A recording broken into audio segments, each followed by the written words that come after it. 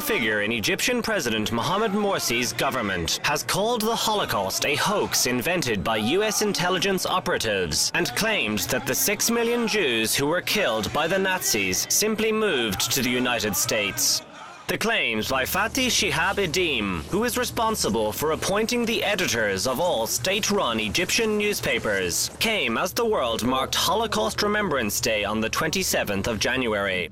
Ephraim Zuraf of the Simon Wiesenthal Center said that the sad truth is that such views are relatively common in the Arab world and are the result of ignorance on one hand and of government-sponsored Holocaust denial on the other hand. This latest Holocaust denial from a senior Egyptian figure comes shortly after comments by President Morsi were made public claiming that Jews are the descendants of apes and pigs.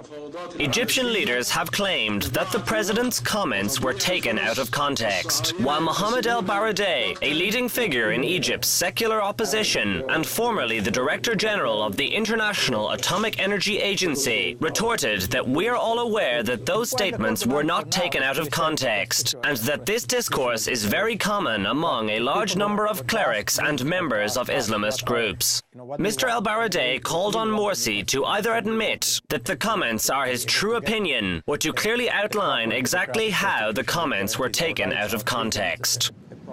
U.S. Senator Chris Coons told Foreign Policy magazine that in a recent meeting with U.S. officials, Morsi attempted to explain his controversial statement by saying, "I think we all know that the media in the United States has made a big deal of this, and we all know the media of the United States is controlled by certain forces," with Coons saying there was no other possible logical conclusion than that Morsi was expressing his belief that Jews control the US media.